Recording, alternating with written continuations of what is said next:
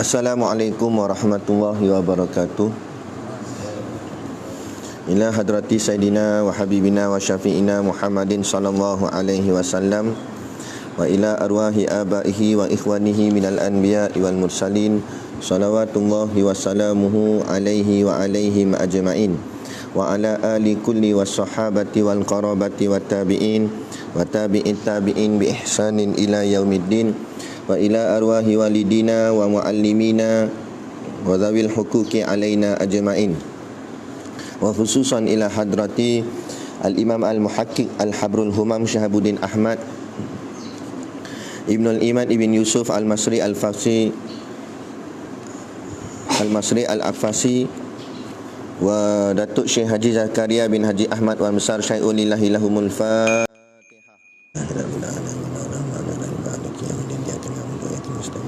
Ihdina siratal mustaqim siratal ladzina an'amta 'alaihim ghairil maghdubi 'alaihim waladdallin.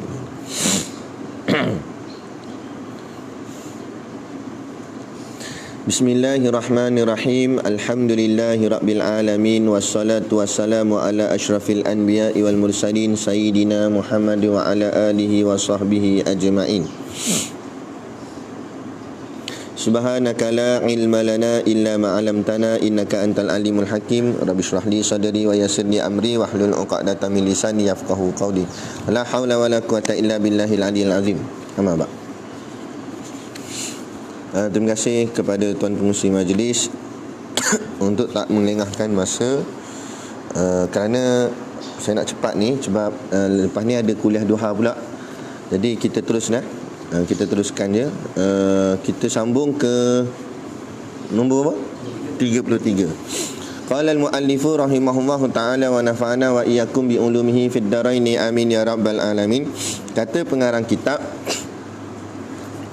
33, masalah 33. Makmum tidak sempat membaca Fatihah kerana berbimbang dengan menegur bacaan imam dan membaca amin.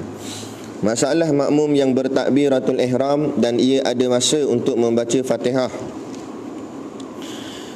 tetapi berbimbang masyghul menegur bacaan imam atau membaca amin. Jadi maksudnya sini dia ni apa? Muafiq masbuk. Dia muafiq sebab dia ada masa untuk membaca Fatihah tetapi berbimbang, sibuk, masyghul dia menegur bacaan imam. Imam mungkin ada baca tak kena ke, atau membaca amin. Atau membaca amin ni juga bermakna kalau dia masbuk. Dia masbuk, masuk-masuk, tapi patutnya kalau orang masuk terus baca Fatihah, dia nak sibuk nak baca amin dulu apa semua, maka yang lebih aula utama diberi keuzuran kerana ia membimbangkan dirinya dengan sunat yang tertentu yang ada hubungan dengan bukan muslihat. Kalau kita rumi salah, maslahat sembahyang, bersalahan dengan membaca doa iftitah dan a'udzubillah, maka bahawa membaca keduanya bukanlah dari dua kali ni. Muslihat maslahat sembahyang yang tertentu yang utama. Baik, ringkas ceritanya masalah ke-33 ni, dia apa nama, dia bukan muafiq ni, dia masbuk. Dia masuk semayang. Kalau ikutkan, kalau dia baca Fatihah mungkin sempat, atau kalau tak sempat pun dia boleh akan ikut kaedah hukum asal, dia baca setakat mana dia boleh baca. Lepas tu dia bila imam rukuk, dia rukuk beserta imam. Tapi masalahnya di sini bila dia masuk dalam semayang, imam sangkut bacaan tu. Jadi dia sibuk betulkan bacaan imam. Dia sibuk betulkan bacaan imam. Ataupun kalau dia tak masbuk sekalipun, katakanlah dia muafiq. Masalah ni boleh berlaku pada dua tempat, sama ada orang masbuk atau orang muafiq. Kalau dia muafiq sekalipun, katalah okey, lepas habis imam baca Fatihah, imam pun baca amin. Okey, dia pun baca amin. Lepas tu imam baca surah. Contoh imam baca surah Alif Lam Mim, imam baca. Lepas tu imam sangkut. Sebab lepas Alif Lam Mim ada banyak. Alif Lam Mim yang mana satu ni, imam sangkut. Tak tahu. Lepas tu dia try nak tolong imam. Dia kata zalikal kitab. Imam tak jumpa zalikal kitab tu. Alif lam mim lagi. 4 kali ulang alif lam mim, alif lam mim. Dia sibuk nak betulkan imam. Tiba-tiba imam pun fed up dah, tak jumpa lagu. Allahu akbar. Rukuk terus imam. Bila imam rukuk, yang dia ni tak baca lagi Fatihah. Macam mana nak buat? Maka wajib atas dia, ni dia tak tulis lah, tapi sebenarnya masalahnya berkait dengan yang sebelum-sebelum ni. Dia tetap wajib membaca Fatihah. Ya, dia tetap wajib membaca Fatihah sampai habis. Cumanya dia ni diberi keuzuran. Sebab tu dia kata tu. Sebab apa dia beri keuzuran? Dia berbeza dengan orang yang sibuk membaca doa iftitah dengan auzubillah sebelum ni. Orang yang sibuk baca doa iftitah dengan auzubillah tadi, dia tidak diberi keuzuran. Walaupun dia kena baca kat Fatihah dia, tapi dia tak diberi keuzuran. Yang ni dia kena baca Al-Fatihah dia, tapi diberi keuzuran. Maksud keuzuran apa dia? Berapa? 3 rukun panjang. Maknanya dia boleh lewat dengan imam takhalluf tu sebanyak 3 rukun panjang. Kerana apa beza dengan dia ni? Sebab dia tegur imam. Yang satu lagi kes sibuk baca doa iftitah. Bezanya dekat maslahah tadi tu. Dia kata dia menegur imam itu kerana berkait dengan masalah semayang, maslahah semayang. Sebab kan itu ada kaitan dengan maslahah semayang, mana berkait dengan soal semayang antara imam dengan makmum. Sebab itu dia diberi maaf. Tapi kalau yang baca doa iftitah dengan a'udzubillah tu, itu tak ada kait dengan imam dan makmum. Itu kait dia seorang diri dia. Jadi sebab itu yang tu tak diberi maaf. Yang ni diberi maaf. Diberi maaf di sini berarti dia diberikan keuzuran. Maka dia lewat sikit tak apa. Jadi bila imam tadi dah fed up tadi, imam pun rukuk, dia teruskan membaca Fatihahnya, dan dia kena kejar balik imam sebelum imam angkat kepala daripada sujud yang kedua. Terus yang ke-34, makmum yang berbimbang membaca tasbih atau zikir selepas doa iftitah dan a'udzubillah yang lain daripada Fatihah. Yang ni ini makmum muafiq. Makmum yang berbimbang yang masyghul dirinya membaca tasbih atau zikir selepas membaca doa iftitah dan at-ta'awuz yang lain daripada Fatihah, maka ia dikira taksir, cuai, dan tidak gugur daripadanya membaca Fatihah tanpa khilaf lagi di antara ulama mazhab, seperti mana dinakalkannya di dalam Syarhul Muhazzab daripada Imam Al-Haramain. Maksudnya macam ni, dia semayang sama dengan imam macam biasa. Lepas habis baca a'udzubillah, lepas habis baca doa iftitah dan a'udzubillah, dia tak baca Fatihah lagi, dia pergi berzikir. Subhanallah, subhanallah, subhanallah apa. Patutnya lepas tu terus baca Fatihah. Sebab nanti biar dapat rukuk dengan imam. Dia pun berzikir, lepas berzikir imam pergi rukuk. Jadi dia tak dan baca Fatihah. Jadi dia tidak diberi maaf untuk gugur Fatihahnya. Wajib dia habiskan Fatihahnya juga. Dan dia tidak diberikan keuzuran. Maksud tidak diberikan keuzuran, tidak boleh lebih 2 rukun fi'li. Kalau lebih, batal sembahyangnya. Itulah yang terjadi pada dia ni. Apa masalah-masalah ni ringkas-ringkas je. 35. Selesai nak? Makmum yang tidak membaca sesuatu lepas takbiratul ihram. Yang ni tak ada kerja pula, dia diam saja. Makmum yang bertakbiratul ihram kemudian diam tidak membaca ia sesuatu selepas takbiratul ihram, maka ia dihukum taksir cuai, kerana ia dilarang mendengar bagi bacaan yang lain daripada imamnya, seperti mana yang dijelaskan oleh Imam An-Nawawi pada bab sujud tilawah di dalam Kitabur Raudah. Dan maksud dengan larangan di sini ialah larangan makruh. Okey, untuk makluman, dalam semayang kita tak boleh diam. Hukum diam hukumnya makruh, larangan. Tak boleh diam dalam semayang. Maksud diam di sini, diam ni maksudnya dengan tak berkata dan tak mendengar. Tu makna diam. Maknanya kalau dia tak berkata pun dia kena mendengar.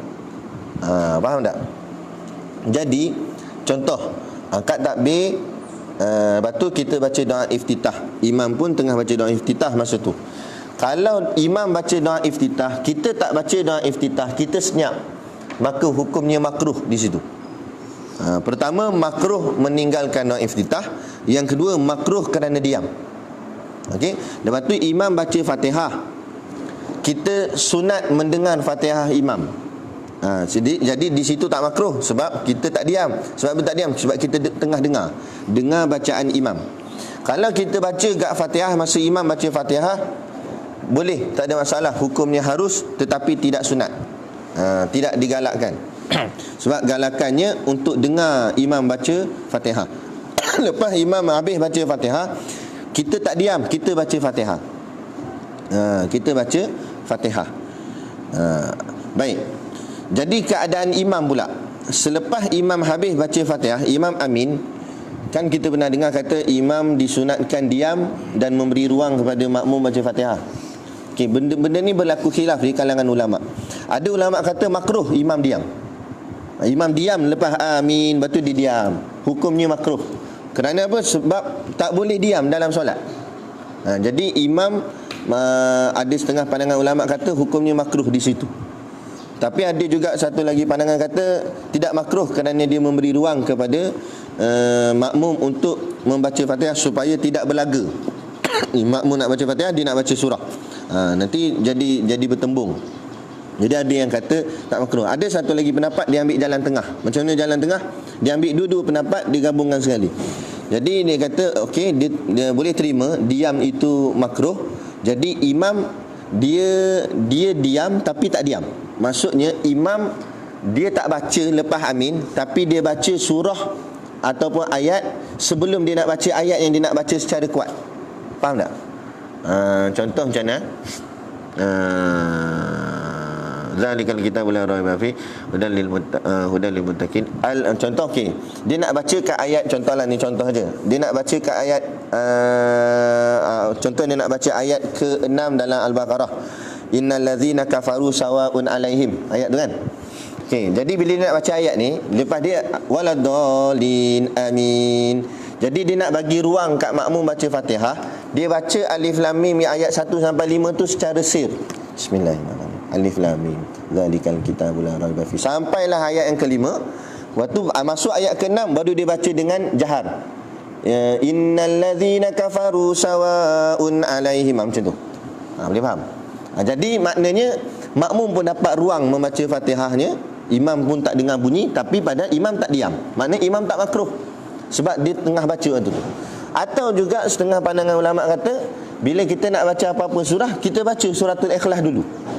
Waladdallin amin, tapi secara sir. Bismillahirrahmanirrahim. Qul huwallahu ahad, Allahus samad. Sebab dinisbahkan bacaan suratul Ikhlas dengan suratul Fatihah. Kalau suratul Ikhlas tu dibaca dengan perlahan-lahan, dia boleh memadai dengan habisnya Fatihah makmum. Lepas habis baca suratul Ikhlas, baru kita nak masuk surah apa kita nak baca. Secara kuat. Itu yang paling afdal lah, supaya meraihkan dua-dua pandangan yang mana kata tak boleh diam dan juga memberi ruang sunat kepada makmum untuk membaca Fatihah. Okey, baik. Jadi ceritanya sini lepas waladdallin amin, okey, imam tak apalah, itu bahagian imam. Bahagian makmum ni patutnya dia pergi baca Fatihah lepas amin tu, tapi dia diam. Diam di sini hukumnya makruh. Dan dengan sebab dia diam, tiba-tiba imam dah rukuk, dia tak dan baca Fatihah. Maka hukumnya sama, dia tetap kena habiskan Fatihah dan dia dikira taksir cuai. Bermakna bila dia dikira taksir lawannya, taksir partnernya tidak uzur. Ingat hukum dia tak lari daripada tu dalam kitab ni. Bila taksir tidak uzur. Kalau tidak taksir, maknanya dia boleh terima, maka uzur. Bila uzur hukum dia tiga rukun fi'li. Kalau tak uzur 2 rukun fi'li. Yang 3 rukun fi'li tadi yang panjang. Boleh nak? Macam tu je. Dia main-main situ balik je. Jadi maknanya makmum ni dia tidak diberikan keuzuran kerana dia dikira taksir cuai, maka dia tak boleh lebih daripada 2 rukun fi'li. Dia kena kejar imam cepat-cepat sebelum imam turun sujud. Kalau dalam i'tidal boleh tahan lagi. Okey. Makmum yang was-was dalam bacaan Fatihah 36. Jika sekiranya makmum itu dibala, kenapa dia guna perkataan bala? Maknanya bala-bala ni ujian ataupun musibah. Jadi dia ni diuji atau dimusibahkan ke atas dia tu dengan was-was dalam bacaan Fatihah. Jadi was-was ni satu penyakit. Kita dah terang hari tu penyakit dia macam mana nak ubat. Baik. Dia was-was dalam baca Fatihah. Maka sebelum ia menghabiskan bacaan Fatihahnya sehingga imamnya rukuk, maka wajib atasnya takaluf supaya menghabiskan Fatihahnya, dan adalah hukumnya seperti hukum orang yang takaluf dengan sebab uzur. Okey, atas ni jangan keliru. Atas ni pendapat yang dhaif. Kita baca dulu. Dia kata orang yang was-was dalam bacaan Fatihahnya, dia kena habiskan bacaan Fatihahnya sehingga imamnya rukuk. Maka wajib atasnya takaluf. Maksud takaluf apa? Dia biarkan imam jalan dulu supaya menghabiskan Fatihahnya. Dia terus baca Fatihah, dan adalah hukumnya seperti hukum orang yang takaluf dengan uzur. Maksud dengan sebab uzur, dia boleh bertahan sampai sujud yang kedua, mengikut apa yang dinakalkan oleh Al-Qaumuli dalam Kitabul Jawahir daripada Imam Nawawi katanya. Okey, atas ni tadi sebelum Imam Nawawi itu semua qaul dhaif. Okey, itu semua qaul dhaif. Kemudian baru kita masuk apa yang dikatakan oleh Imam Nawawi katanya, dan apa yang aku sangkanya adalah sah. Imam Nawawi kata sah dhaif pandangan atas tadi ni. Dia sangka gitu. Tetapi mengikut apa yang disebutkan dalam Syarhul Muhazzab, artinya Imam Nawawi cek pula dalam kitab Syarhul Muhazzab bahawa makmum tersebut tidaklah diberikan uzur. Jadi sebenarnya ini pendapat yang sahih. Pendapat atas tadi kata dapat uzur, dhaif. Pendapat yang sahih tidak diberikan uzur. Maknanya orang yang was-was dalam Fatihah, dia tetap kena habiskan Fatihahnya tapi tidak diberikan uzur. Sebenarnya masalah ni masalah berulang pada awal hari tu, semalam. Masalah tentang was-was juga ada. Cuba cek balik. 37. Makmum lupa membaca Fatihah hingga imam rukuk. Jika makmum itu terlupa membaca Fatihah setelah bertakbiratul ihram dan tidak sedar melainkan selepas imamnya rukuk. Ini makmum ni apa? Angau. Teringat awek ke apa ke, dia pun berangan, dah masuk dah berangan, tak tahu imam rukuk dah, lupa nak baca Fatihah kata. Dia dengan yang 35 lain. 35 sengaja diam. Dia bukan tak ingat, dia ingat kena baca Fatihah tapi buat diam. Dia sengaja diam. 37 dia diam juga tapi diam kerana lupa. Bukan dia sengaja.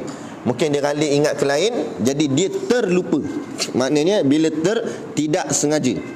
Maka dan tidak sedar melainkan selepas imamnya rukuk. Bila imam dah rukuk baru dia sedar. Dah rukuk ni kata. Maka ia dibolehkan takaluf. Maknanya dibolehkan imam jalan dulu kerana menghabiskan bacaan Fatihah. Tetap dia kena habiskan Fatihahnya juga, dan adalah takalufnya itu dengan uzur. Tapi dia diberi maaf dengan uzur kerana lupa ni satu kesilapan yang tak disengajakan. Sebab tak ada orang asyik lupa je. Lupa ni kadang-kadang sekali-sekala. Jadi maknanya dia masuk dalam uzur. Jadi bila uzur, dia kena kejar imam sebelum naik sujud yang kedua lah. Selesai. Dan kata kil ni maksudnya apa? Apa makna kil? Pendapat itu lemah. Ini pendapat yang lemah. Jadi yang tak lemah yang mana? Yang tak lemah yang tadilah, yang atas tu. Yang nak kata lemah ni yang lepas ni. Dan kata kil ni.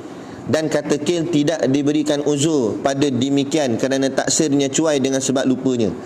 Jadi yang kata tak uzur itu dhaif. Yang kata uzur itu sahih. Boleh faham tak? Macam mana nak bezakan?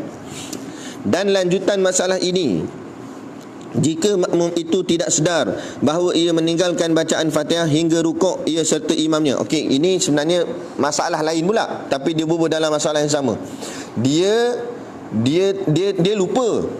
Lepas tu imam rukuk pun dia lupa lagi. Dia terus rukuk dengan imam. Masa rukuk baru dia teringat, aku tak baca Fatihah tadi. Macam mana nak buat? Maka tidaklah harus ia kembali kepada qiyam berdiri. Tak boleh dia patah balik berdiri. Kalau dia patah balik, batal sembahyang dia untuk membaca Fatihah. Bahkan hendaklah ia terus mengikut imamnya, dan dia terus ikut imam macam biasa, ikut dia terus. Dan luputlah rakaat itu baginya, tapi rakaat itu tidak dikira. Bila tidak dikira, maka bila imam bagi salam, dia kena tambah satu lagi, ganti balik rakaat tadi. Maka rakaat tu dikira macam tak sah lah, tapi dia sah mengikut imam, teruskan ikut imam. Maka oleh itu wajiblah ia tambahkan satu rakaat lagi selepas salam imamnya selesai. 38. Hukum imam atau makmum syak meninggalkan huruf-huruf daripada Fatihah ketika membacanya dan selepasnya. Baik. Ini keadaan di mana dia bukan lupa baca Fatihah, dia baca Fatihah, tetapi dia ragu-ragu pada membaca Fatihah tu, takut-takut ada tertinggal huruf. Contohlah kalau nak baca, dia baca Alhamdulillahirabbil alamin, tak bunyi al. Jadi dia tertinggal huruf alif lam. Contoh macam tu. Apabila membaca imam atau makmum, tak kira masalah yang ni boleh berlaku atas imam atau makmum. Apabila membaca imam atau makmum Fatihah dan syak ia ketika membaca pada meninggalkan huruf. Syak ni makna ragu-ragu. Mana dia aku tinggal tak tinggal tadi alif lam al, macam tak bunyi je. Tu.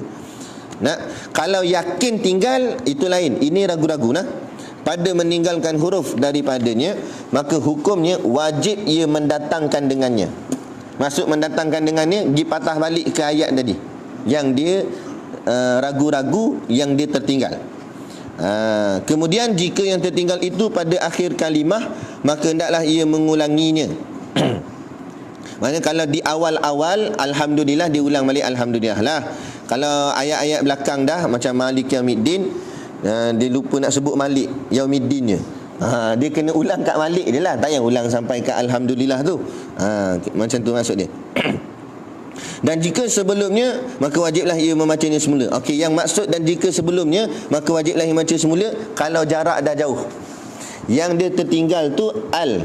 Dia baca Alhamdulillahirabbil alamin arrahmanirrahim maliki yaumiddin iyyaka na'budu wa iyyaka nasta'in ihdinas sirat. Maksud ihdina tu dia juga.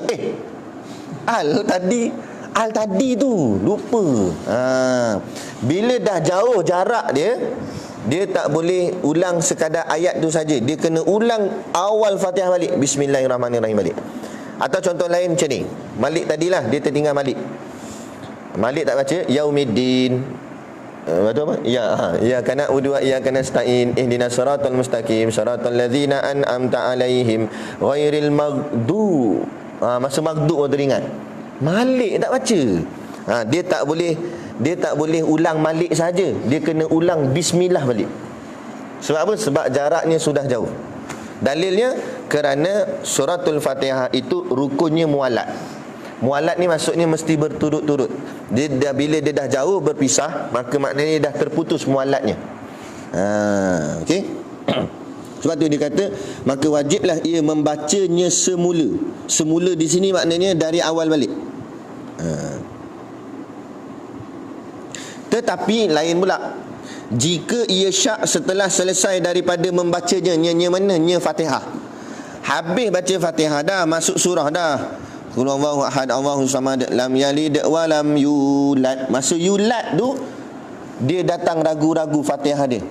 Tadi Malik baca tak? Bukanlah semestinya Malik, ni contoh aja kan. Jadi dia ragu-ragu pada Fatihahnya. Maka kata Syekh ni, kata ulama kita ni, jika ia syak setelah selesai daripada membacanya Fatihah, maka tidaklah wajib atasnya mengulangi lagi. Maka dia tak perlu patah balik ke Fatihah tu. Sebab dia ambil kaedah, benda yang dah selesai, bila datang ragu-ragu, jangan dilayan ragu-ragu tu. Kerana ragu-ragu itu datang daripada setan. Tapi kalau benda belum selesai, datang ragu-ragu, kena layan ragu-ragu tu. Kita tengah ambil uduk, datang ragu-ragu dalam ambil uduk tu. Kita tengah basuh kaki kan, kita macam datang, tadi kepala basuh dah, kita pun basuh kepala balik. Sebab kita tengah ambil uduk lagi. Tapi kalau habis dah ambil uduk, dah masuk masjid dah, tadi kepala basuh dah, tak perlu ulang. Tak boleh pergi ambil uduk balik, sebab dah selesai. Kan? Dah selesai, tak payah, kerana itu gangguan semata-mata. Dia kaedah dia macam tu. Tak ni mengulangi lagi. Seperti mana yang dinakalkan dari Syarah Al-Muhazzab daripada Syekh Abu Muhammad, oleh kerana huruf-huruf Fatihah itu banyak, dia kata. Kerana huruf Fatihah ni banyak. Jadi Kadang-kadang benda tu sebenarnya dia dah baca, tapi datang ragu tu dari sudut syaitan je, jadi tak payahlah. Maka sukarlah atasnya memastikannya dan mengingatinya, maka memadailah baginya mengikut zonnya, sangkanya yang kuat sahaja. Cerita di sini ialah cerita bila dia ragu-ragu. Maksud ragu-ragu ni berbelah bahagi, baca ke tak baca, baca ke tak baca.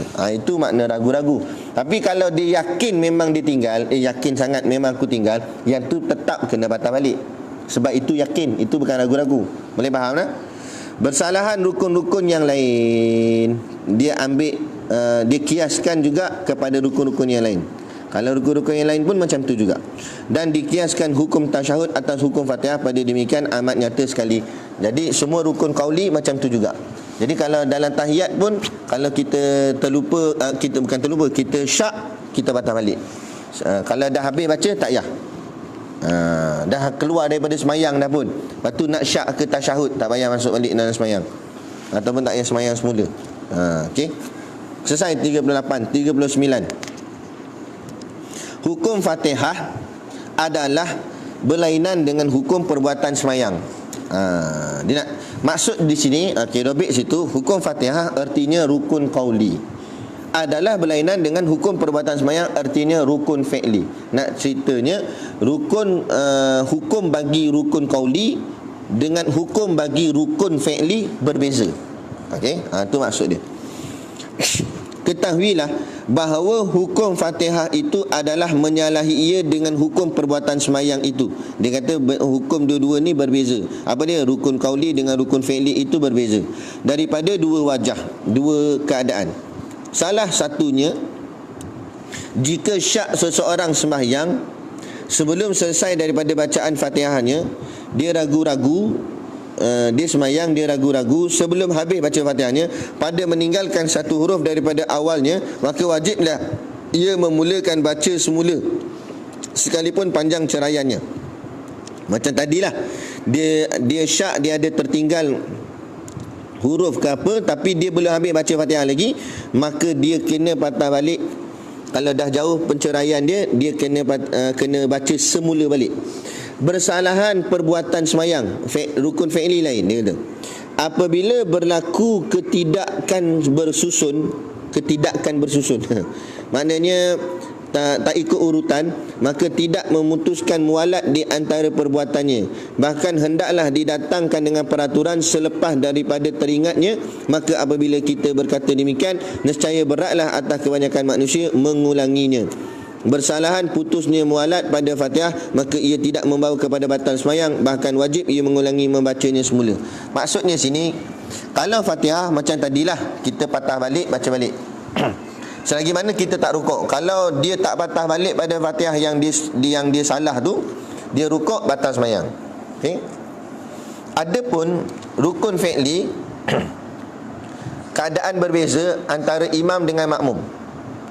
Hukum makmum lebih susah daripada hukum imam. Imam senang lagi. Hukum imam sama dengan hukum semayang sendiri. Faham dia tu? Imam walaupun dia jemaah, tapi hukumnya sama macam orang yang semayang seorang, munfarid. Semayang seorang ni namanya munfarid. Makmum satu hukum lain. Kita tengok makmum dulu. Kalau makmum tu dia dia terskip satu rukun, maka dia wajib ikut imam pada tempat imam. Dia tak boleh orang cakap macam mana? Dia tak boleh nak patah balik dekat rukun dia tadi. Macam tadilah, dia terlupa baca Fatihah dalam semayang, dia dah rukuk. Masa rukuk baru teringat, aku tak baca lagi Fatihah. Maka dia tak perlu patah balik berdiri. Dia kena terus ikut imam. Dia kena terus ikut imam. Ataupun contoh lagi, dia berdiri, dia languk gitu, tahu-tahu imam yang tu bukan, tak boleh, yang tu tak boleh. Macam mana? Kalau jauh sangat batal semayang. Macam tadi dia lah. Dia tak boleh patah balik ke berdiri, dia kena terus ikut imam, tapi rakaat tu tidak dikira. Boleh faham tak? Itu bagi yang makmum. Kalau imam dengan semayang seorang pula, kalau imam atau semayang seorang, dia tertinggal salah satu rukun fi'li. Contoh, dia sujud sekali je, Lepas tu dia bangun, dia ingatkan tu sujud kedua dah, dia terus bangun berdiri. Maka dia tertinggal apa? Dia tertinggal duduk antara dua sujud dengan sujud. Maka kalau itu berlaku, situ dah lari, susunan dia, tertib dia dah lari, maka wajib dia patah balik kat tempat yang dia tertinggal. Bila dia dah dalam keadaan berdiri, maka apa nak buat? Terus duduk balik. Terus duduk balik. Kalau imam ataupun semayang seorang. Faham? Dia kena terus duduk balik. Gitu. Boleh tak? Tapi kalau ikut masa dia sedar, kalau dia sedar masa rukuk, dah dia tengah rukuk ni, tadi lupa duduk antara dua sujud, terus duduk. Rukuk tu tak dikira. Faham? Melainkan dia dah sampai kat tempat yang dia lupa balik. Dia lupa satu rakaat tu, dia lupa. Sampailah kat sujud tu balik, dia pun bangun duduk antara dua sujud. Tadi duduk antara dua sujud. Tadi tak duduk antara dua sujud. Maka teruskan duduk antara dua sujud tu. Maka duduk antara dua sujud itu adalah ganti yang tadi punya. Maka sepanjang yang dia buat sebelum ni tadi tak dikira. Rakaat tu tak dikira. Boleh faham? Maka dia kena tambah satu lagi lah. Macam tu. Macam kita pernah cerita sebelum ni lah, apa-apa yang tertinggal atas rukun, maka kena patah balik. Pergi kat tempat yang dia lupa tu. Selesai lah. Yang ke-40, makmum mendapat imam pada awal rakaat, tapi ia tidak dapat fadilat takbiratul ihram. Macam mana ni? Makmum ni semayang dengan imam, maknanya dia muafiq, tapi dia tak dapat pahala takbiratul ihram. Pula dah. Makmum mendapat imam pada awal rakaat, dan jika bertakbiratul ihram ia serta imam, yakni sebaik saja selesai takbiratul ihram imamnya, okey, tak ada apa-apa masalah lagi, nescaya dapatlah menghabiskan bacaan Fatihahnya. Tetapi ia makmum sengaja melambat-lambatkan takbiratul ihram. Okey, faham. Dia patutnya dia dengan imam, dia datang sama-sama masjid tu.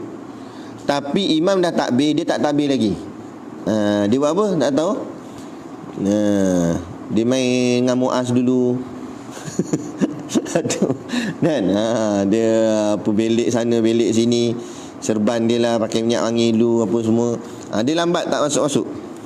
Sengaja melambat-lambatkan takbiratul ihram sehingga imamnya rukuk. Dah tahu dah rukuk dah imam, atau hampir pada rukuk, maka adalah ia dikira bukan mughaisir tu. Tolong betulkan. Dalam kitab Jawi dia kata apa? Muqassir. Sebenarnya muqassir. Banyak salah.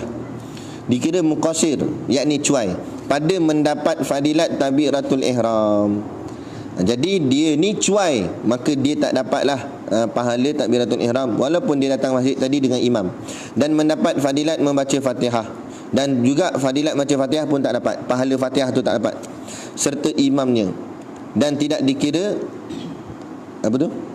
Muqassir, cuai dengan nisbah kepada mendapatkan rakaat bersalahan mentakhir melambatkan bacaan Fatihah selepas takbiratul ihram. Nak ceritanya, dia rakaat dia dapat kalau dia sempat masuk dan rukuk bersama imam, tapi pahala tak dapat. Pahala apa? Pahala takbiratul ihram dengan pahala Fatihah, sebab dia sengaja melambat-lambatkan. Ini selalu orang buat tiga mana ni? Semayang apa? Semayang tarawih. Dia buat lepak dulu. Mana nak rukuk dah, rukuk. Mana nak rukuk baru dia kelang kabut nak bangun. Ini jenis perangai gini. Baik. 41. Imam rukuk mengiringi makmum takbiratul ihram. Yang ni lain pula. Jika makmum yang masbuk bertakbiratul ihram, tapi ini bukan sebab dia lambat, dia memang terlambat, tiba-tiba imam rukuk mengiringi takbirnya, maksudnya serentak. Dia takbir, imam takbir juga. Imam takbir rukuk, dia takbiratul ihram. Berlaku serentak. Maka ia makmum tidak harus, tidak boleh. Dia bukan sangat tidak harus, tidak boleh. Untuk kuatkan lagi kita, tidak wajib. Mana tak perlu langsung. Maksudnya tu, berdiri berbimbang membaca Fatihah, maknanya tak payah sibuk nak baca Fatihah waktu tu, sebab masanya dah habis dah. Wajib dia sebenarnya mengikut imam itu paling besar sekali dalam solat jemaah. Kefarduan dia tu lagi besar. Padahal membaca Fatihah pun wajib juga, tapi wajib mengikut imam lebih besar daripada wajib membaca Fatihah. Jadi dia masuk imam dah rukuk, jadi tak payahlah sibuk-sibuk nak baca Fatihah, terus rukuk dengan imam.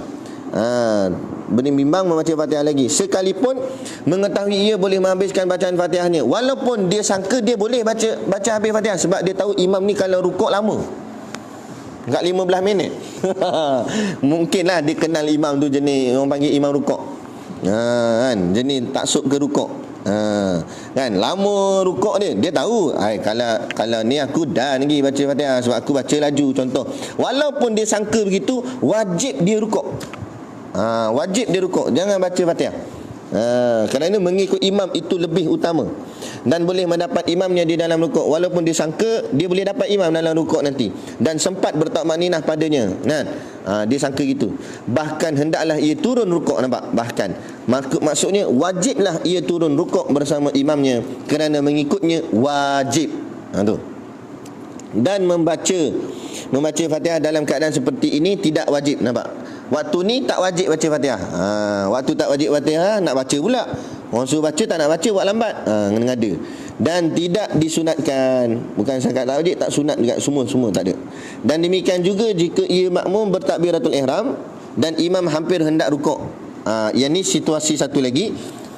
Dia takbir tapi imam dah nak rukuk, mana ayat tu dah nak habis dah. Selalu ni kita boleh agak ayat last imam macam mana? Ayat lain semua dia baca macam pendek-pendek je. Ayat last dia akan baca panjang sikit, kan? Ayat hujung tu. Contoh macam mana? Macam mana ayat apa? Apa? Apa dia? Wallahu khairur razikin, gitu. Sampai kat belakang tu nak habis lah tu. Sebab dia dah lagi lah. Tiba-tiba betul sambung lah. Imam ngada-ngada tu namanya. Tapi biasanya macam tu, imam akan baca macam tu. Dia baca nak hujung tu, kita dengar dah, alamak cepat kita masuk. Itu maksudnya dah nak habis. Tu maksud dia. Mana tadi? Dalam keadaan seperti ini tidak wajib imam hampir hendak rukuk, dan pada adatnya kebiasaannya makmum itu mengetahui bahawa ia selalu memanjangkan rukuknya. Tadilah samalah. Dia tahu adat imam ni suka panjangkan rukuk. Sekira-kira makmum yang masbuk itu boleh menghabiskan bacaan Fatihahnya, dan dia yakin dia boleh habiskan Fatihah dan sempat bertakmaninah sertanya dalam rukuk, sama juga macam tadi, maka bahawasanya makmum itu janganlah ia takalluf, terbelakang daripada imamnya kerana menghabiskan bacaan Fatihahnya. Sama macam tadi. Sama ada imam dah rukuk atau imam hampir rukuk, bila dia masuk terus rukuk dengan imam bila imam dah rukuk. Kalau kalau ada masa untuk dia baca Fatihah, baca sekadar yang ada masa je. Kalau bis je lah, Allahu Akbar, bis Allahu Akbar, Allah. Faham? Macam tu. Walaupun ayat tu tak habis. Tapi janganlah jangan macam tu. Itu sengaja, kan? Sengaja nak ambil bahagian last. Tak mau. 42. Janganlah ada ceraian panjang di antara takbiratul ihram imam dan makmum pada sembahyang Jumaat. Okey, ini cerita pasal sembahyang Jumaat.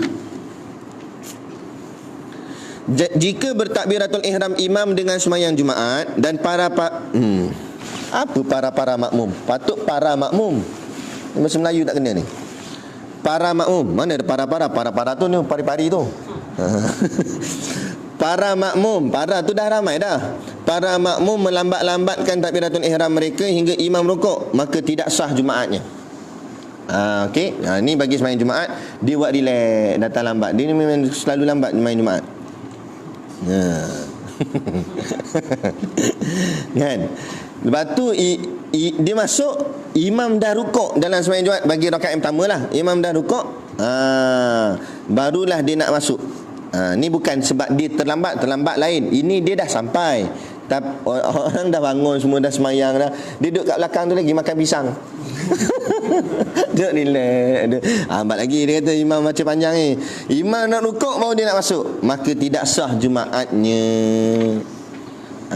Dan Jumaat mereka, bukan sakat Jumaatnya, Jumaat mereka orang lain semua pun tak sah.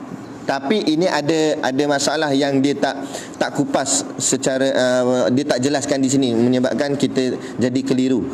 Mungkin di dalam syarahnya ada, mungkin benda ni dia ambil poin-poin penting je. Maksud Jumaat mereka ini, maksudnya waktu tu semayang Jumaat tu ngam-ngam 40. Dia orang yang ke-40 yang makan pisang tu. Dia orang ke-40, yang lain tu 39. Jadi dengan sebab dia jadi tak sah, orang lain semua tak sah. Sebab syarat dalam mazhab kita Imam Syafi'i kan 40 orang. Macam tu. Nah, itu maksud dia tadi tu, Jumaat mereka tu. Sebab tu dia tengok nota kaki di bawah. Masalah ini ialah pendapat di antara beberapa pendapat di dalam mazhab kita, dan barangkali pendapat ini bilangan ahli jemaah hanya 40 orang termasuk imam. Jadi dia kata kenapa Jumaat mereka pun batal, kerana 40 orang ngam-ngam masa tu.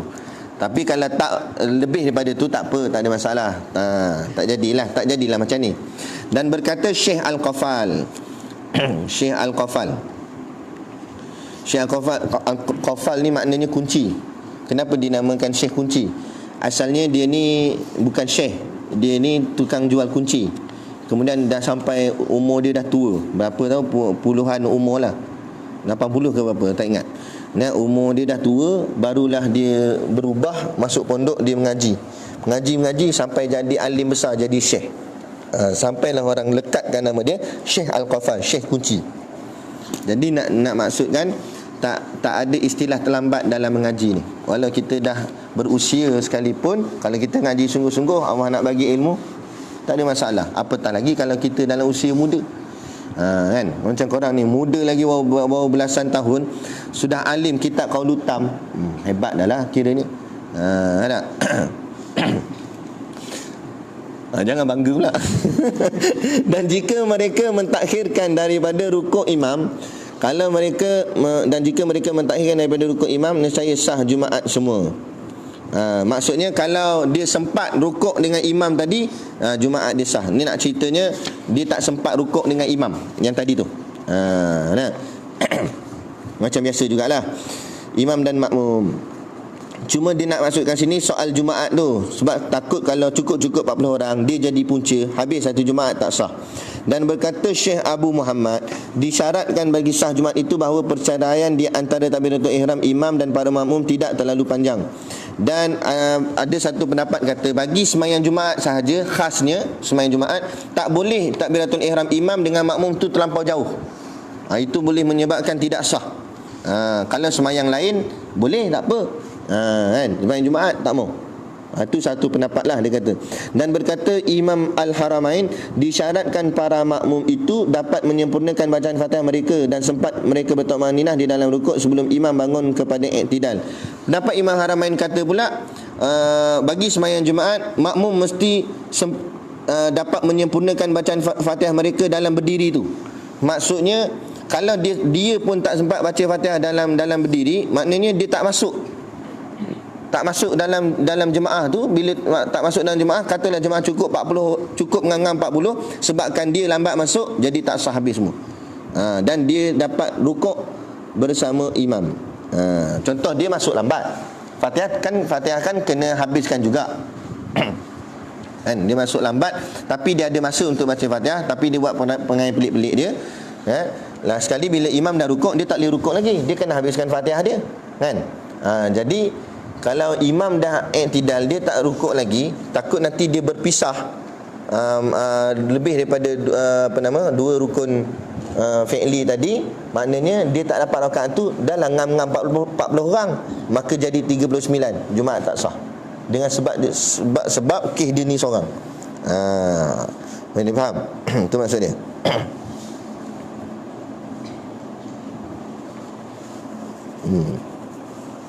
Ataupun lagi dia baca Fatihah tak habis. Ini satu pendapat juga. Imam Haramain kata baca Fatihah tak habis tak boleh, sebab dia kena sempurna bagi sembahyang Jumaat.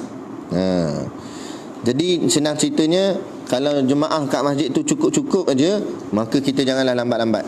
Masjid tempat kita ni, kita kena risau-risau juga. Sebab masjid tempat kita ni, dia yang dikatakan 40 orang dalam mazhab kita Imam Syafi'i, itu 40 tu mesti mastautin, mukim tak kira.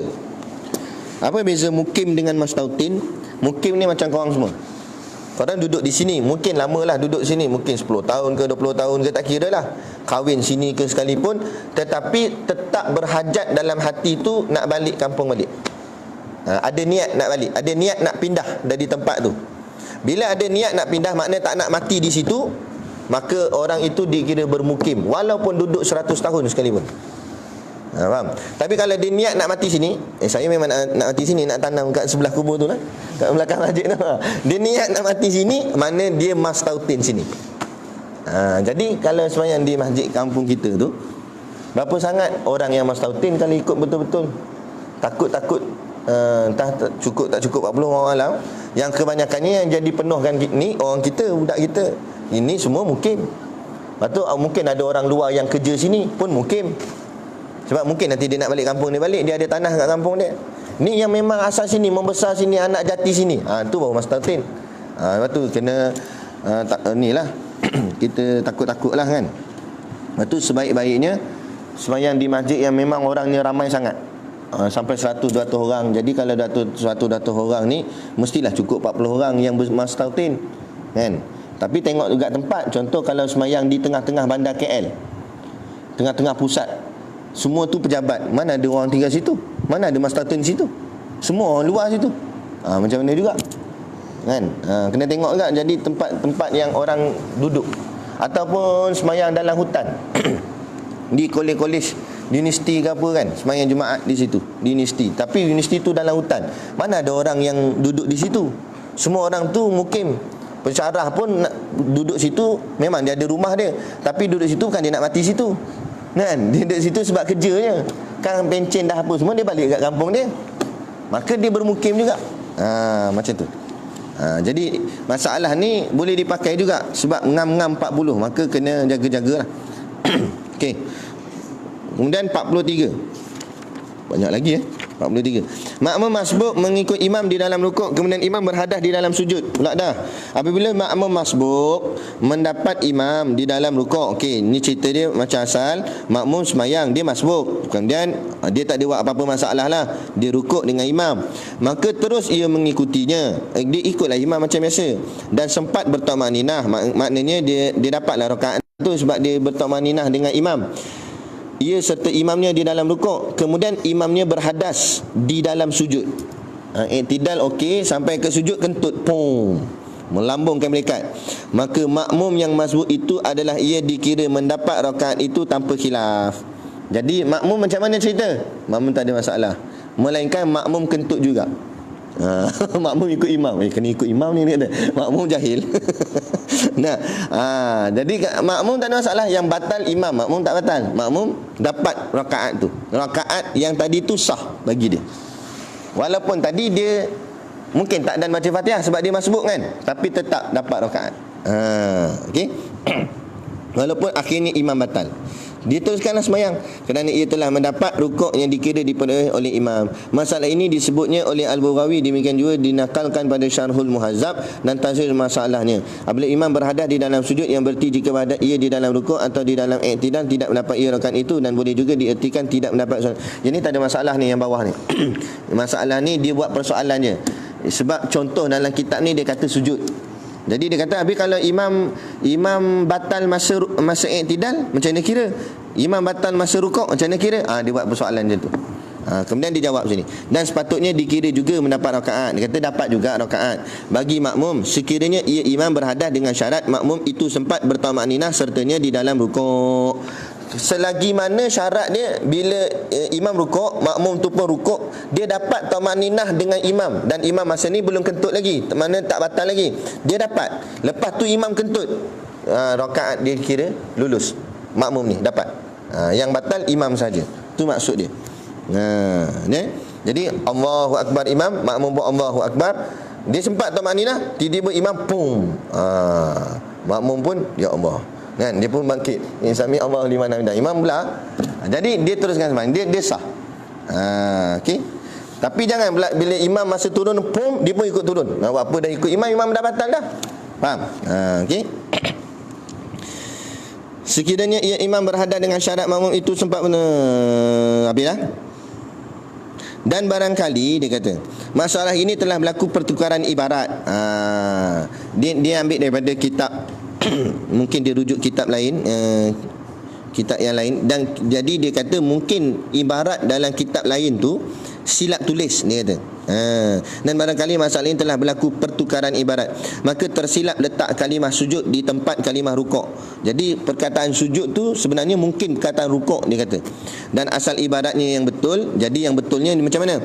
Apabila berhadas imam di dalam rukuk, bukanlah di dalam sujud yang awal tadi tu. Dan yang menunjukkan di atas demikian bahawa Al-Qadi telah berkata ia. Dan jika mendapati makmum yang masbuk imamnya di dalam rukuk dan sempat ia bertamanninah sertanya di dalam rukuk itu, maka tak kali imam mengangkat kepalanya, makmum berniat mufaraqah dengannya, maka harus hukumnya. Ataupun dia buat contoh lain, dia kata semayang, dia masbuk, dia masbuk. Jadi orang masbuk tak payah habiskan Fatihah, imam pun rukuk, dan mana dia baca, dia pun turun rukuk bersama imam. Maknanya Fatihahnya telah ditanggung oleh imam. Kemudian masa nak iktidal, dia rukuk tamakninah dengan imam. Tiba-tiba dia niat mufaraqah tinggalkan imam. Maka macam mana rakaat yang tadi tu? Dapat tak dapat? Jawabnya dapat. Sebab nak kira dapat tak dapat, dia dapat tamakninah bersama imam di dalam rukuk. Boleh faham? Macam tu. Sebenarnya memang pun kiraan rakaat ini dikira atas rukuk, bukan atas diri, bukan atas sujud. Sebab tu namanya rakaatun, rakaatin. Rakaat tu kita baca dalam kitab mari semayang tu kan. Rakaat tu makna apa? Rukuk. Jadi bila sebut semayang subuh 2 rakaat, berarti 2 rukuk. Semayang zuhur 4 rakaat, 4 rukuk. Itu maksud dia. Jadi dikira rukuk tu dengan rakaat. Diambil daripada dalil Quran, ayat tu macam mana? Raka'ah, lupa dah. Tu apa? Macam mana ayat tu? Ada ayat raka'ah dalam tu. Hendaklah kamu rukuk beserta orang-orang yang rukuk. Warka'u ma'ar raki'in, itu dalil dia. Warka'u ma'ar raki'in. Depan dia macam mana? Aqimus solah, aqimus solah wa atu zakah wa arka'u ma'ar raki'in. Kat situ kenapa Allah ulang 2 kali? Satu, Allah dah sebut aqimus solah, dirikan solat. Lepas tu hujung Allah kata rukuk. Rukuk kan solat. Sebenarnya makna rukuk di sini iaitu mendapat jemaah. Maksudnya rukuk di situ dengan makna jemaah. Dalam arti kata lain, makna dirikanlah kamu solat. Solat tu maknanya umum lah. Solat sendiri boleh, apa semua boleh, kan? Sampai kat warka'u ma'ar raki'in, maknanya berjemaahlah kamu dengan orang-orang yang berjemaah. Tu lebih kurang maksudnya itu. Maka maksud itulah dikira oleh ulama, dan berdasarkan dalil itulah maka orang yang dikira berjemaah itu ialah orang yang dapat rukuk bersama imamnya. Siapa yang dapat rukuk bersama imam, maka orang tu dikira berjemaah. Siapa yang tak sempat rukuk bersama imam, maka orang itu dikira tak dapat berjemaah. Macam tu. Baik. Habis dah kan? Maka tak kali imam mengangkat kepalanya, makmum berniat mufaraqah dengannya, maka harus hukumnya, dan ia dikira mendapat rakaat itu. Dan demikianlah dijelaskan oleh Al-Baghawi rahimahullah ta'ala di dalam fatwanya 44. Imam rukuk sedangkan makmum membaca menghabiskan surah. Apabila imam mendahului makmum dengan bacaan surah di dalam semayang jahriyah, semayang yang nyaring, atau semayang siriyah, semayang yang tidak nyaring. Apabila imam mendahului makmum dengan bacaan surah di dalam semayang jahriyah dan terus rukuk ia, sedangkan makmum masih ia membaca untuk menghabiskan surah, maka ia dapat menghabiskan surah itu. Dan sempat ia mendapati imam di dalam rukuk, dan berkata Abu Muhammad, maka sesungguhnya makmum itu melakukan kesalahan kerana mengikut imam itu hukumnya wajib, dan membaca surah hukumnya sunat juga. Okey, baik. Ini cerita ni macam ni. Semayang macam biasa. Lepas tu makmum ni lepas dia dah baca Fatihah, dia pergi baca surah. Boleh juga sebenarnya, sebab dia tak nak biarkan kosong, dia pun baca surah. Lepas tu imam rukuk. Sepatutnya dia rukuk, tapi dia nak habiskan juga surah dia. Maka hukumnya di sini tidak sepatutnya. Kata Syekh, perbuatannya itu salah. Dan kalau dia menyebabkan dia jauh dengan imam, hukumnya haram. Dan kalau lebih daripada 2 rukun fi'li, batal semayangnya kalau tak niat mufaraqah. Kan? 45. Makmum syak membaca surah Fatihah di dalam rukuk. Makmum telah membaca Fatihah serta imamnya, maka tak kala rukuk ia berasa syak tentang bacaan Fatihah ni. Dia macam tadi juga, Tapi yang tadi memang lupa, yang ni syak. Dia dah baca Fatihah sebenarnya. Bila dia rukuk, dia ragu-ragu. Tadi Fatihah baca tak baca. Maka wajiblah ia mengikut imamnya dengan keadaan syaknya itu. Dan maksudnya dia teruskan ikut imam walaupun dia masih lagi dalam syak. Tidak boleh kembali kepada qiyam. Kalau dia diri balik, batal untuk membaca Fatihah semula. Kerana mengikut imam itu wajib. Dia nak cerita pasal ikut imam itu wajib lah, senang ceritanya. Dan jika sekiranya teringat ia pada qiyam yang kedua bahawa ia telah membacanya, maka dikira baginya rakaat itu. Dan sekalipun taradud, syak atau ragu-ragu ia pada keadaan bacaan itu, bersalahan jika adalah seseorang itu bersemayang sendirian munfarid, atau ia jadi imam dan syak ia di dalam rukuk tentang bacaan Fatihahnya, kemudian terus ia semayangnya dengan keadaan syaknya itu, kemudian teringat ia pada qiyam yang kedua bahawa ia telah membacanya pada rakaat yang pertama, maka semayangnya itu terbatallah dengan iktidalnya kerana melakukannya serta syak. Dan demikian juga segala rukun semayang jika dikerjakan serta syak pada menghasilkan peraturan semayang, nescaya batallah semayang itu. Baik. Bagi semayang jemaah, kalau dia syak, dia kena ikut imam dulu. Kemudian dia kena ganti, katalah dia syak Fatihah tadi dalam rukuk, kemudian dia kata ragu-ragu. Kemudian dia fikir lagi, betul tak betul tadi baca Fatihah, tidak, kan? Sampailah dia ikut je imam, sampai imam bangun berdiri balik. Okey, masa dah berdiri balik tu tengok. Kalau dia dapat keyakinan bahawa memang tadi dia tak baca Fatihah, maka masa Fatihah yang ini adalah Fatihah yang tadi sepatutnya. Maka rakaat tadi tu tidak dikira. Jadi dia kena tambah satu rakaat. Tapi kalau dia dah teringat, tadi baca sebenarnya, maka rakaat ni teruskan saja macam biasa. Okey. Itu bagi semayang yang berjemaah, bagi dia makmum. Kalau dia jadi imam ataupun dia semayang seorang, mana yang dia syak, ragu-ragu, dan ragu-ragunya itu memang berat sangkaannya, dia tak buat, maka dia kena patah balik pada tempat tu. Tapi kalau ragu-ragunya itu masih berkekalan, maka boleh menyebabkan solatnya batal. Boleh menyebabkan solatnya batal. Contoh dia semayang, dia dah sampai tahiyat akhir, dia datang ragu-ragu, 3 ke 4 zuhur lah, semayang zuhur. 3 ke 4. Bila datang ragu-ragu, dia kena ambil bilangan yang sedikit, maknanya 3. Maka dia kena tambah satu lagi, dia kena naik. Tapi dia buat malas, lantaklah, bagi salam je lah, kira 4 lah. Padahal dia ragu-ragu, dia pun bagi salam, batal semayang. Sebab semayang mesti dengan jalan yakin, ragu-ragu tidak sah. Kan kita pernah baca dalam kitab Idatus Subian pun macam tu juga, dalam bab waktu semayang. Walaupun sebenarnya memang dia cukup 4 dah sebenarnya, tapi sebab datang ragu, dia tak boleh, dia kena yakin. Waktu semayang kena khusyuk, jangan main-main. Jadi contoh kita semayang, kita tengah semayang, tiba-tiba ada kawan kita datang, dia kata, dah masuk waktu ke? Dia datang ragu dia, tak masuk waktu lagi ke? Tak sah semayang. Walaupun sebenarnya memang dah masuk waktu. Tapi pukullah kawan dia tu, menyusahkan dia. Kan? Nak ceritanya tak boleh ragu. Sebab tu apa kita nak buat, kena yakin. Jadi kita nak semayang, yakin betul dah masuk waktu. Tengok jam, bukan main ikut-ikut. Tak boleh ikut-ikut, kena yakin. Kiblat kena yakin. Tak boleh rasa-rasa sini. Tak boleh main rasa-rasanya tu. Yakin sekadar, kalau tak jazam pun zon lah, sangkaan kuat. Memang nak sampai jazam susah lah. Baik. Seorang, mana? Habis dah? Tak ada? Lupa dah. 40 apa? 46. Seorang syak dalam sujud yang akhir daripada rakaat yang ketiga daripada semayang yang keempat rakaat, adakah ia rukuk atau tidaknya? Berkata Al-Qadi, jika syak seorang di dalam sujud yang akhir, sujud yang last daripada rakaat yang ketiga, sebenarnya sujud yang kedua rakaat yang ketiga daripada semayang yang 4 rakaat. Faham betul situasi dia. Adakah ia telah rukuk pada rakaat itu? Rakaat itu mana? Rakaat mana? Rakaat ke berapa? Pening lah. Rakaat ke 3 lah.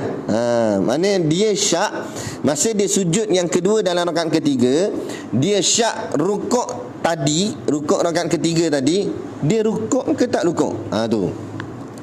Lalu bangun ia untuk rukuk, dia pun bila dah dia ragu, dia patah balik kat tempat tu. Maknanya dia ni semayang seorang lah, dia pun patah balik lah, dia rukuk lah. Kemudian teringat bahawasanya ia telah rukuk, baru dia teringat, aku dah rukuk lah. Jadi 2 kali rukuk situ. Maka apa jadi? Maka hendaklah ia teruskan atas semayangnya. Jadi semayang je lah terus. Dan janganlah turun sujud lagi. Maksud janganlah turun sujud lagi sebab dia dah sujud kedua dah tadi. Maka jangan turun sujud lagi. Habis apa nak buat? Bangun, berdiri. Faham? Faham tak cerita sini? Okey, ulang balik. Dia semayang macam biasa sampai sujud yang kedua. Bila sujud kedua tu datang ragu, rukuk tadi aku rukuk ke tidak? Jadi bila ragu, kena patah balik tempat ragu. Sebab tadi kita sebut dah, semayang mesti dengan jalan yakin, tak boleh ragu. Dia pun bangun buat dalam keadaan rukuk. Dia pun rukuk. Bila masa rukuk baru datang yakin, aku dah rukuk lah. Bila dah rukuk, jangan turun sujud ataupun iktidal. Sebab iktidal tadi dah buat, sujud pun dah buat. Kalau dia buat, jadi menambah lagi, kan? Jadi yang dia belum buat apa dia? Berdirilah. Sebab selepas sujud berdiri, maka sambung semayangnya yang dia dah buat tadi. Teruskan dalam keadaan berdiri. Boleh faham? Ini maksudnya ragu dan tersilap ragu. Dalam ragu silap pula ragu dia. Teruk betul kawan ni. Angau banyak kuat sangat. Itulah kata fiqh. Dia buat contoh tu macam-macam. 47, imam atau seorang sembahyang bersendirian syak pada membaca Fatihah di dalam iktidal. Ni macam ni pula. Jika syak imam atau orang yang sembahyang sendirian di dalam iktidal, dia sembahyang seorang, kemudian dia syak, dia sama dia di imam atau sembahyang sendirian, dia syak di dalam iktidal pada bacaan Fatihahnya. Tadi dia syak dalam Fatihahnya dalam rukuk, ini dalam iktidal pula. Dia tengah iktidal, dia ragu-ragu bacaan Fatihah dia tadi. Maka ia tidak berdiri membacanya, bahkan ia terus turun sujud. Padahal ia mengetahui bahawa berdiri membaca Fatihah itu wajib. Kemudian ia teringat sebelum hampirnya kepada sujud bahawa ia telah pun membaca Fatihah. Maka adakah dikira turunnya kepada sujud serta syaknya itu boleh memadai daripada turun sujud semayangnya dan tidak qasad dengannya akan yang lainnya, atau wajib atasnya beriktidal dan turun semula untuk sujud? Buat menjawabnya, perbuatan itu haram hukumnya kerana melakukannya dalam keadaan syak, dan perbuatan yang haram itu jauh ia daripada dikira dengannya daripada wajib kembali kepada iktidal kerana tujuan sujud daripadanya. Dan jika ia teringat bacaan Fatihah itu selepas daripada hampir kepada sujud, nescaya batallah sembahyangnya, seperti mana jika ia bangun dengan sengaja dan sampai ia kepada hampir kepada qiyam, kemudian kembali ia kepada tasyahud awal, nescaya batallah sembahyangnya. Maksudnya begini, apa saja kita ragu, jangan kita teruskan. Dia cerita tadi ni, dia rukuk, dia iktidal, sami Allahu liman hamidah, datang ragu kat situ, Fatihah tadi baca ke tak? Kalau dia terus turun sujud, batal semayang. Sebab dia turun dalam keadaan ragu. Kenapa ragu pergi teruskan juga semayang? Bila ragu macam rukuk tadi lah. Kalau dia ragu Fatihah dia tak baca, dia patah balik ke Fatihah tadi. Maknanya kembali kepada berdiri qiyam dan baca Fatihah.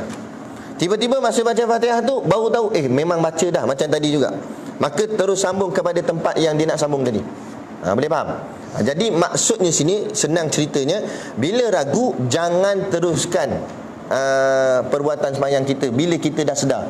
Masa tak sedar tu lain, masa sedar tu jangan teruskan. Teruskan, batal.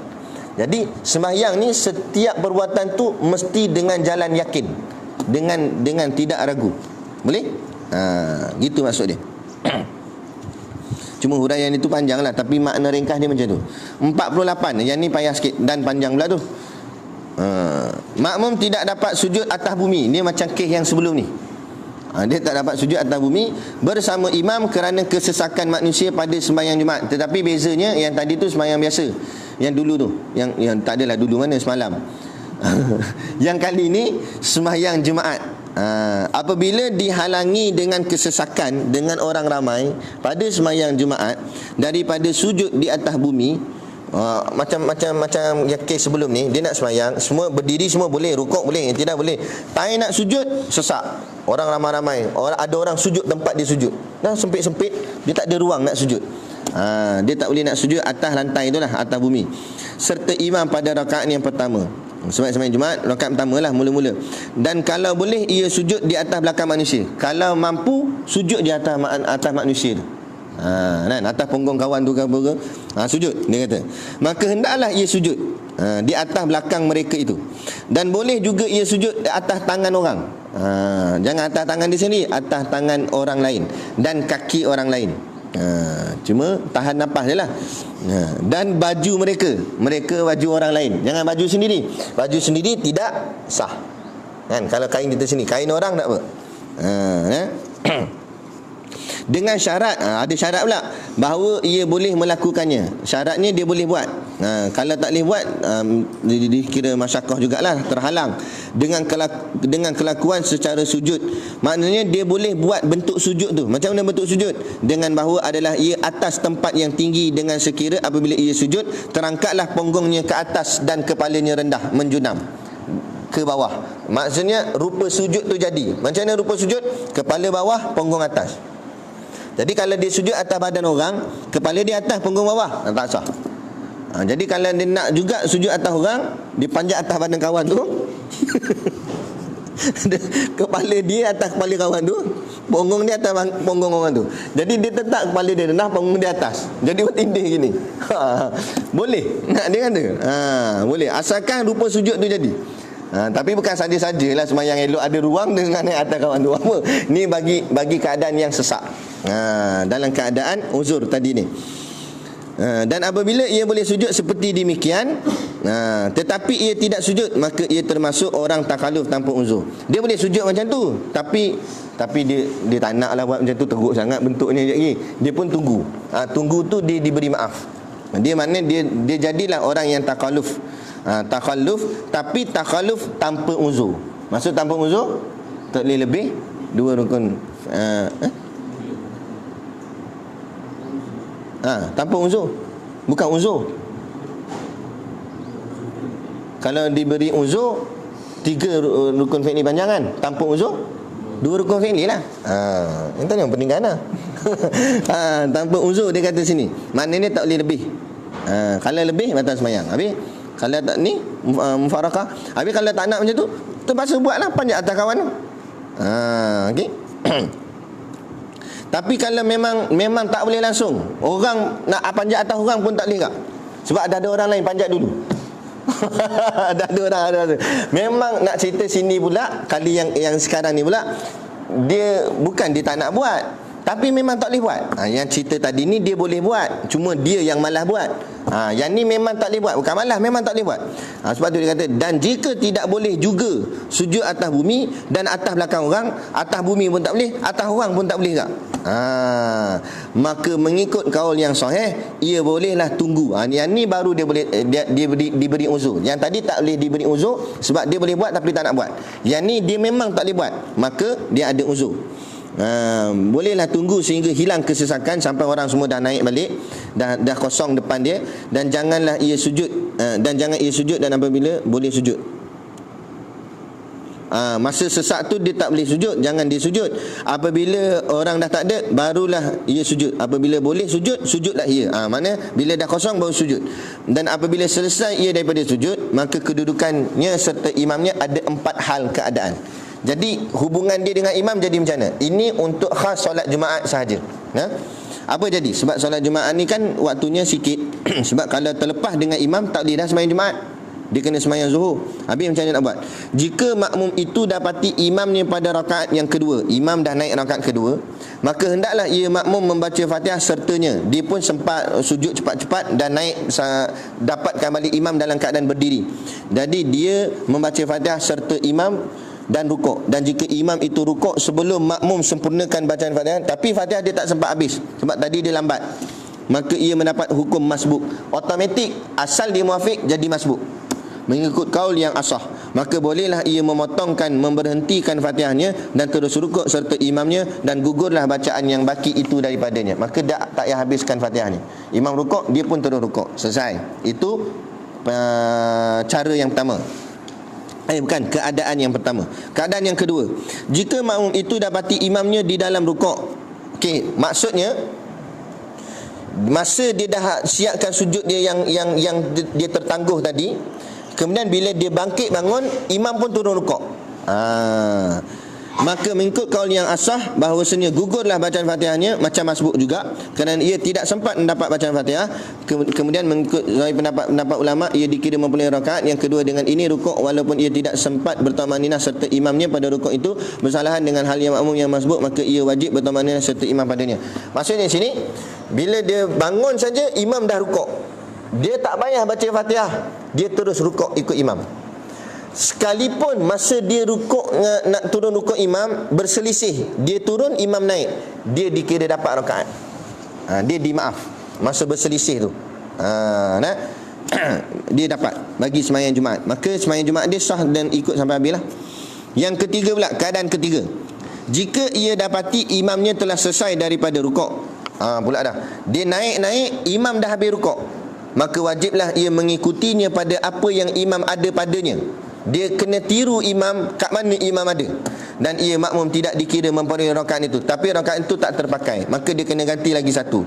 Dan hendaklah ia bangun selepas salam imam pada rakaat kedua dan ia mendapat Jumaat dengan rakaat yang pertama. Maksudnya macam ni, dia bangun-bangun imam dah bangkit daripada rukuk, jadi dia tak sempat nak rukuk dengan imam. Maknanya imam dah masuk iktidal, dia bangun imam dah iktidal, maka dia tak payah baca Fatihah, dia terus turunkan tangan, terus ikut imam dalam iktidal.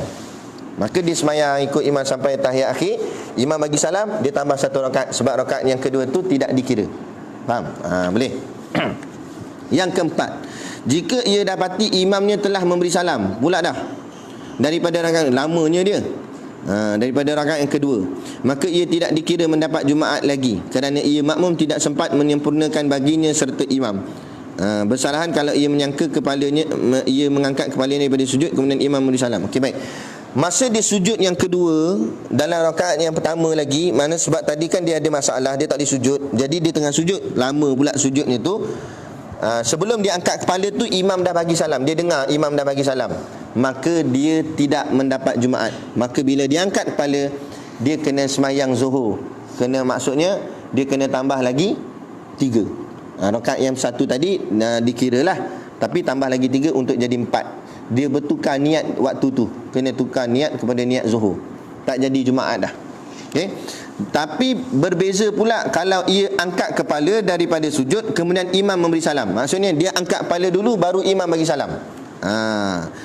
Maka ia dikira mendapat satu rakaat, dan walaupun ia tidak membaca tasyahud beserta imamnya,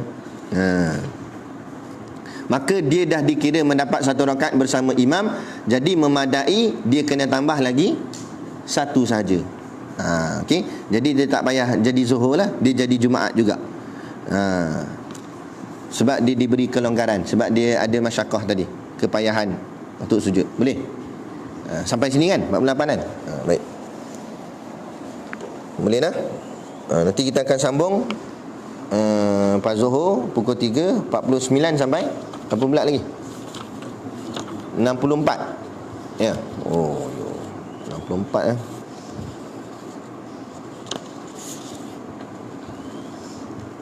Musab 41. 1 2 3 4 5 helai. Okey, boleh lah. Jadi kita tawakuf, tangguh pengajian kita di pagi ini, dan kita akan bertemu nanti lepas tengah hari insya-Allah. Jadi cukup sekadar tu dulu pada pagi ini.